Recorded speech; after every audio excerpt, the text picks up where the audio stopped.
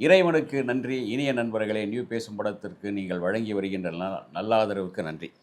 இன்றைக்கு நம்மோடு பேசுவதற்காக ஒரு இனிய நண்பர், பத்திரிகையாளர், எழுத்தாளர், முக்கியமாக ஒரு திரைப்பட உதவியாளராக இருந்து பிரபல இயக்குநர்களிடம் பணியாற்றிய திரு ஜனகராஜா. ஜனகன் என்கிற பேரில் நிறைய புத்தகங்கள்லாம் எழுதிட்டுருக்காரு. அவரை இன்றைக்கி நம்ம சந்திக்க இருக்கிறோம். வணக்கம் ஜனகராஜ். வணக்கம் சார். வணக்கம். நிறைய புத்தகங்கள்லாம் எக்கச்சக்கமாக பார்த்தா புக் ஃபேரில் பார்த்தா பரிசெல்லாம் வாங்கியிருக்கீங்க. நிறைய புத்தகங்கள்லாம் எழுதிட்டுருக்கீங்க. இன்னும் 200 சிறுகதைகள், அப்புறம் காஞ்சி மகானை பற்றிய புத்தகங்கள், ஆன்மீக புத்தகங்கள்லாம் நிறைய எழுதிட்டுருக்கீங்க. உங்கள் அனுபவத்தை கொஞ்சம் சொல்லுங்கள். Okay sir. எந்த மாதிரி புத்தகம் எழுதியிருக்கீங்க அதில் சொல்லுங்கள். ஃபஸ்ட்டு என் பேர் ஜனகன் சார். ஆமாம். சொந்த ஊர் ராஜபாளையம். ஓகே. கடந்த 20 வருஷமாக திரைப்படத்துறையில் உதவியாளனாகவும் இணை இயக்குனராகவும் பல டைரக்டர்கள்ட்ட ஒர்க் பண்ணிட்டேன். ஆமாம். இந்த வேலை இல்லாத சமயத்தில் நூல் எழுதலான்னு ஆரம்பித்தேன். அப்படி ஆரம்பிக்கப்பட்டதுனால இன்றைக்கி கிட்டத்தட்ட ஒரு 40 வருஷத்துக்கு மேலே எழுதியாச்சு. ஆரம்பத்தில் ஃபுல்லாக ஆன்மீக நூலாக எழுதிட்டு இருந்தேன். ஆமாம். அப்புறம் பல்சுவை, வைத்திய குறிப்புகள், தாவரங்கள், சிலைகள், சிற்பங்கள் அப்படின்னு இப்போ வேறு மாதிரியே எழுதிக்கிட்டு இருக்கேன். சரி. அந்த அத்தனை நூல்களும் வானதி பதிப்பகம்தான். சரி சரி. வானதி மற்றும் கங்கை ரெண்டுமே ஒன்று தான். ரெண்டுக்குமே ஒரே முதலாளி தான் திரு முனைவர் வானதி ராமநாதர். அவர் தான் என்னை எழுத்துத்துறைக்கு அறிமுகப்படுத்தினதே. இன்னைக்கும் திரைப்படம் ஒரு கண்ணுன்னா வானதி பதிப்பகம். ஒரு துணை ஒரு உதவி இயக்குனர் சாதாரணமாக போய் பசிக்கு அலையாமல் உட்கார்ந்து ஒரு இடத்துல சுயமாக சம்பாதிக்கிற ஒரு ஐடியா அப்படி ஒரு வாய்ப்பையும் எனக்கு கொடுத்து இன்னைக்கு நான் கொஞ்சம் நல்லா இருக்கேன்னா அதுக்கு வானதி ராமநாதன் சார் தான். அது நம்ம வாழ்நாள் முழுக்க நன்றி சொல்லிக்கிட்டே இருக்கோம். ஃபஸ்ட்டு ஆரம்பித்தது என்னமோ திருமலை திருப்பதி. அந்த நூல் உருவாக காரணமாக இருந்தது எனது நெருங்கிய நண்பர், எனது வழிகாட்டி குமுதம் சித்ராமணி சார். உங்களுக்கு கூட தெரியும். அற்புதமான ஒரு மனிதர், பல பேருக்கு வழிகாட்டியா இருந்திருக்கிறார். பேசக்கூடியவர். ஆமா, பல பேருக்கு வழிகாட்டியா இருந்திருக்கிறவர். அவர் தான் எனக்கும் வழிகாட்டி இன்னைக்கு வரைக்கும். அவர் மூலமா தான் ஒரு திருப்பதி என்ற நூலை எழுதினேன். அது போக கோபுரம் இணையதளத்துல ஒரு 33 வாரம் திருமலை திருப்பதியை பத்தி தகவலா சொல்லிக்கிட்டே இருந்தேன். இதை புஸ்தகமா போடியான்னு சொன்னதே அவர் தான். இப்படி வானதி பதிப்பகத்தில் போய் புஸ்தகம் போட்டாச்சு. அதுக்கப்புறம் காஞ்சி பெரியவரை பற்றி புஸ்தகம் போடணும்னு ஆசை. அது ஒரு தொகுப்பு நூல் தான். பல விஷயத்தை சேகரித்து ஃபஸ்ட்டு நான் எழுதினது ஜெகத்குரு, அப்புறம் பேசும் தெய்வம், ஈஸ்வர அம்சம், கருணை கடல், அப்புறம் மகா பெரியவர், அப்புறம் பரம்பொருள் பரமாச்சாரியார், அதுக்கப்புறம் காஞ்சி மகான் அருள் பெற்ற பிரபலங்கன்ற 2 புஸ்தகம், 2 பாகம். இதை ஃபுல்லாக எழுதி முடிச்சுட்டு காஞ்சிபுரத்துக்கே போய் பெரியவா விஜயேந்திர சுவாமிகிட்ட ஆசீர்வாதமும் வாங்கி வாழ்த்தும் வாங்கிட்டு வந்துட்டேன். இதுக்கெல்லாம் மூல காரணம் எங்கள் முதலாளி வானதி ராமநாதன் சார். இப்படி இருக்கும்போது இந்த காஞ்சி மகான் அருள் பெற்ற பிரபலங்கள் அப்படின்ற நூலை பற்றி நீங்களும் தெரிஞ்சு வச்சுருக்கீங்க. அது என்ன, காஞ்சி மகால் போட்டு பிரபலங்கள் எத்தனை பேர் இருப்பாங்கன்னா ஆயிரக்கணக்கான பேர் இருப்பாங்க. அந்த நூலில் நான் குறிப்பிட்ட ஒரு 200 பேர் தான் சொல்லியிருக்கிறேன்.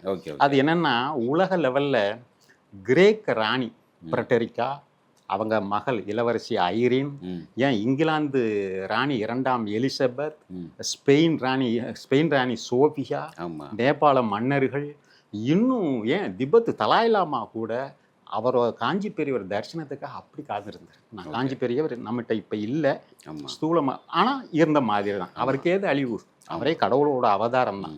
இத்தனை பேர். இது போக இந்தியாவில் ஜனாதிபதிகள், பிரதமர்கள், தமிழ்நாட்டில் நடிகர்கள், கவர்னர்கள், முதல்வர்கள், தொழில் அதிபர்கள், பாடகர்கள் என்று ஏராளமான பேர் அவரை தரிசித்து புண்ணியம் பெற்றிருக்காங்க, புண்ணியம் அடைஞ்சிருக்கிறாங்க. அவங்கள பற்றி தான் காஞ்சிமான அருள் பெற்ற பிரபலங்கள்ன்ற 2 பாகமாக எழுதியிருக்கேன். என்ன, அந்த புஸ்தகத்தில் இல்லாத பிரபலங்களே இல்லைன்னு சொல்லலாம். காஞ்சி மகானை பற்றி அந்த சந்திக்க விரும்பிய அதை சந்தித்த அந்த நடிகர்கள் யாராவது? நடிகர் திலகம், சிவாஜி. சரியா கேட்டீங்க, சரியான கேள்வி கேட்டீங்க. உலகத்துள்ள பிரபலங்கள் அத்தனை பேரும் காஞ்சி பெரியவரை பார்க்கணுன்னு தவம் இருந்தாங்க. ஆனால் காஞ்சி பெரியவர் மட்டும் ஒரே ஒருத்தரை பார்க்க ஆசைப்பட்டார். அவர் யாரு தெரியுமா? அவர் தான் உலகிலேயே மிகச்சிறந்த நடிகர், சிம்மக்குரல் செவாலிய சிவாஜி கணேசன். அவரை பற்றி, அவர் நடிப்பை பற்றி உலகத்துக்கே தெரியும். அவரை பார்க்க மகா பெரியவர் விருப்பப்பட்டார். அது என்ன சூழல், எதுக்காக, என்ன சூழல்னா, மகா பெரியவர் திருப்பதிக்கு போயிருக்கார். அங்கே ஒரு மாலை, ஒரு யானை மாலை போட்டிருக்கு. ஓகே. யானை அழகா இருக்கே, கம்பீரமா இருக்கே, யார் கொடுத்ததுன்னு கேட்டிருக்காரு. ஓ சரி. அது தமிழ் நடிகர் சிவாஜி கணேசன் கொடுத்தது. ஓஹோ அப்படியா, நன்னா இருக்கு அப்படின்னு சொல்லிட்டு போயிட்டார். அப்புறம் திருவானைக்கா ஜம்புகேஸ்வர் கோயிலுக்கு போயிருக்கிறார். ஓகே. அங்கேயும் ஒரு யானை அவருக்கு மாலை போட்டிருக்கு. ம். யானை அழகா இருக்கே, யார் கொடுத்ததுன்னு கேட்டிருக்காரு. நடிகர் தலைவன் சிவாஜி கணேசன் ஓ அப்படியா அப்படின்ட்டார். அதுக்கப்புறம் தஞ்சாவூர் புன்னநல்லூர் மாரியம்மன் கோயிலுக்கு போயிருக்காரு. அங்கே அவர் ஒரு யானை மாலை போட்டிருக்கு அவருக்கு. அப்பவும் கேட்டிருக்காரு இந்த யானை யாருக்கு கொடுத்தது. அப்பவும் சிவாஜி கணேசன் பேர் தான். சரி. அவர் வந்து நான் உடனே நான் சிவாஜி கணேசனை பார்க்கணுமே அப்படின்ட்டு யார்கிட்ட சொல்லியிருக்காங்கன்னா முக்தா சீனிவாசன் அவர்கிட்ட சொல்லியிருக்காரு. ஓகே. உடனே முக்தா சீனிவாசன் சிவாஜி கணேசன்ட்ட தகவல் சொன்ன சிவாஜி அப்படியே நெகிழ்ந்து போயிட்டார். உலகமே பார்க்க ஆசைப்படும் ஒருத்தர் நம்மளை பார்க்க ஆசைப்பட்டிருக்காருன்ட்டு அவர் அப்படியே நெகிழ்ந்து போய் நான் கண்டிப்பாக அவரை பார்ப்பேன், பார்க்கணும் அப்படின்னு காத்திருந்திருக்கிறார். அப்போது மயிலாப்பூர் கற்பகாம்பாள் கல்யாண மடத்தை ஒட்டி காஞ்சி மடம், அங்கே முகாமிட்டிருக்காரு மகா பெரியவா. உடனே சிவாஜி தாய் தந்தையர் கமலாம்மா அவங்கெல்லாம் போயிட்டாங்க. போய் அவ்வளோ பெரிய நடிகர் அந்த கூட்டத்தோட கூட்டமாக தரையில் உட்காந்துட்டார் சிவாஜி கணேசன். அப்படியே உட்காந்து அங்கே மகாபிரிவா அருளாசி கொடுத்துக்கிட்டே இருக்கிறாரு. திடீர்னு பவர் கட் ஆயிடுச்சு. உடனே அவர் ஒன்றும் இல்லை, ஒரு அரைக்க லைட் எடுத்தார், அப்படியே மெதுவாக வந்தார். வந்து கரெக்டாக ஒரு விளக்கு வச்சார். நீ தானே சிவாஜி கணேசன் அப்படின்னார். அவர் அப்படியே கரெக்டாக இப்படி கண்டுபிடிச்சாருன்னு, சுவாமி நான் தான் வா அப்படின்னு சொல்லி இந்த விஷயத்த சொல்கிறார். அதாவது நான் திருப்பதிக்கு போனேன், திருவானைக்கா போனேன், புன்னைநல்லூர் மாதிரி எல்லாம் உன் பேரை சொல்கிறா, நீ ஒரு மகாபிரபு அப்படின்ட்டார். மகாபிரபுன்னு அவர் வாயால் வந்தோன்னே சிவாஜிக்கு அப்படியே கண் கலங்கி போச்சு. யாருக்கு வரும் இந்த மனசு? எத்தனையோ பணக்காரன் இருக்கான், எல்லாருக்குமா இந்த மனசு வரும்? வராது. ஆனால் யானையை கொடுக்க எல்லா கோயிலும் யானையை கொடுத்த இருக்க பாரு, இந்த மனசு வந்து பெரிய மனசு. உண்மையிலேயே நீ கொடுத்து வச்சவன், அதை விட உன்னை பெற்றவங்க கொடுத்து வச்சவங்க, அவங்களுக்கு புண்ணியமாக நல்லா இருப்போம். பக்கத்தில் இருக்கிறாங்க அம்மா அப்பா. இவருக்கு அப்படியே ஆடி போய் நம்மளையும் ஆசீர்வாதம் பண்ணி நம்ம பெற்றவங்களையும் ஆசீர்வாதம் பண்ணணும்னு அவரால் சிவாஜியால் ஒன்றும் பண்ண முடியலை. நீ நன்னா இருப்ப இந்த அப்படின்னு ருத்ராஜ மாலையை சாதாரணம் கிடைக்காது, சும்மா கல்கண்டு புஷ்பம் கொடுப்பாரு, கனிகள் கொடுப்பாரு. சிவாஜிக்கு ஸ்பெஷலாக ஒரு ருத்ராஜ மாலையை கொடுத்து அனுப்பிச்சிட்டார். அதுக்கப்புறம் சிவாஜி ஃபேமிலியே மகாபெரியவர் பக்தராயிட்டு அவங்க பூஜை ரூமில் தனியாக மகாபெரியவர் இருக்குன்னு அவரோட மகாபெரிய ஜென்ம நட்சத்திரம் வந்து அனுச நட்சத்திரம். மாதம் அங்கே வந்து பூஜை அன்னதானம்னு இன்னைக்கு வரைக்கும் அந்த மகாபெருமையில பக்தி அவங்க குடும்பம் சிவாஜி இல்லைன்னாலும் கூட அதை விடவே இல்லை. பிரபு முதற்கொண்டு விக்ரம் பிரபு முதற்கொண்டும் காஞ்சி மடத்துக்கு இவங்களும் போயிட்டு வந்துட்டு தான் இருக்கிறாங்க. இது பண்ணல. இப்போ என்னன்னா 1960களுக்கு மேலே திருவர் செல்வர் படம், இப்போ அந்த படம் பூஜை எல்லாம் போட்டாச்சு. ஏபி நாகராஜன் குரூப் போய் காஞ்சி மடத்தில் வந்து அவர் அப்பரா நடிக்கிறார்ல, அப்பரன்ற திருநாவுக்கரசு அப்பரா நடிக்கிறார்ல, அந்த ஒரு படத்தை மட்டும் காமிட்டு இப்படி ஆசீர்வாதம் பண்ண வச்சோன்னா அவர் ஆசீர்வாதம் பண்ணிட்டார் மகாபெரியவர். உடனே சிவாஜி கணேசன்ட்ட வந்து இந்த கெட்டப்பு தான் உங்களுக்கு உடனே அவர் அப்படியே நெகிழ்ந்து போய் அவரை ஏற்கனவே பார்த்துருக்கிறார். மகாபெரியவர் வந்து கொஞ்சம் லைட்டாக குனிஞ்சு தான் நடப்பார். ஏன்னா கீழே எறும்பு ஏதாச்சும் ஊர்ந்து அது மேலே கால் வச்சிடக்கூடாதே அப்படின்னு அது பார்த்து தான் நடப்பார். அவர் பேசும்போது அந்த ரெப்பைக்கு மேலே கை போயிடும், லேசாக குனிஞ்சிருப்பார். இதையெல்லாம் சிவாஜி கணேசன் நோட் பண்ணிக்கிட்டார். இப்போ திருவருட்செல்வர் கிட்டத்தட்ட ஒரு 16 நாள் படப்பிடிப்பு, ஒரு நாளைக்கு 3 மணி நேரம் 4 மணி நேரம் மேக்கப், விரதம் இருந்து நடிச்சிருக்கிறார். மகா பெரியவர் மேலே அவ்வளவு பக்தி ஆகிடுச்சு. படமும் ரிலீஸ் ஆயிடுச்சு. படம் ஓஹோன்னு வெற்றி, 100 நாளைக்கு மேலே போயிடுச்சு. இப்போது அந்த வெற்றி விழா எல்லாரும் போய் மகாபெரியவரை பார்க்கணும் அண்ணன் உடனே ஏபி நாகராஜன் சிவாஜி அந்த குரூப் எல்லாம் போயிருக்கு. சிவாஜி சாஷ்டாமாக காலில் விழுந்தார். சிவாஜி ஆசீர்வாதம் நன்னா இருப்பேன், இதே மாதிரி பல பக்தி படங்கள் நீ நடிக்கணும், ஜனங்களுக்கு ஆன்மீகம்னா என்ன, தெய்வங்கள்னா என்ன உன் மூலியமாக தெரியப்படுத்தணும், அப்படியே செய்கிறேன் சாமி. அதுக்கப்புறம் தான் பல படங்கள் திருவிழா கந்தன் கர்ணன்னு அந்த அவரை ஒவ்வொரு வாட்டி படப்பிடிப்பு போகும்போது மகாபெரியவரை கும்பிட்டுட்டு தான் போவார். அவர் மேலே அவ்வளவு பக்தியாகி போச்சு. இன்னொன்று, பிரபுன்னு பேர் வச்சது எப்படி தெரியுமா? மகாபெரியவர் சொன்னார்ல, மகாபிரபு பணி அப்படின்னு இவரை வாழ்த்தினார்ல, அந்த ஞாபகத்தில் பிரபுன்னு பேர் வச்சார். அப்படியே பின்தொடர்றது விக்ரம் பிரபு. அந்த பிரபு அவங்க விடவே மாட்டாங்க. ஏன்னா அது மகாபெரியவரே கூட இருக்கிற மாதிரி. இது பிரபு கூட பல நடிகர் பிரபு கூட பல மேடைகளில் சொல்லியிருக்கிறாங்க. மகாபெரி அவ்வளவு தீவிர பக்தர். இன்னும் எல்லாம் முடிஞ்ச உடனே நல்லா பண்ணுங்கன்னு சொல்லிட்டு ஏபி நாகராஜனை கூப்பிட்டுருக்காரு. சொல்லுங்க சாமி அப்படின்னு சொன்ன உடனே திருவருட்செல்வர் வால் போஸ்ட்டை நான் தாம்பரம், சென்னையிலேருந்து தாம்பரத்தும் இது காஞ்சிபுரத்துலேருந்து தாம்பரத்துக்கு வந்துக்கிட்டு இருந்தேன், அங்கே முகாமிட்டு இருந்தேன். ம். அப்போது ஒரு பிளாட்ஃபாரத்தில் திருவருட்செல்வர் வால் போஸ்டர் பார்த்தேன். ம். தொண்டர்கள்ட்ட கேட்டேன், என் படம் தான் எனக்கு விளம்பரம்னா பிடிக்காது, யார் ஒட்டுனது அப்படின்னு கேட்டேன்.